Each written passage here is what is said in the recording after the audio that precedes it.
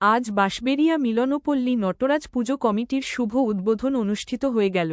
আজ এই অনুষ্ঠানে প্রধান অতিথি হিসেবে উপস্থিত ছিলেন যাদবপুরের সাংসদ তথা অভিনেত্রী সায়নী ঘোষ, সঙ্গে উপস্থিত ছিলেন বিধানসভার বিধায়ক অসিত মজুমদার, ধনেখালির বিধায়ক অসীমা পাত্র সহ অরিন্দম গুহিন সহ বহু বিশিষ্ট ব্যক্তিবর্গরা।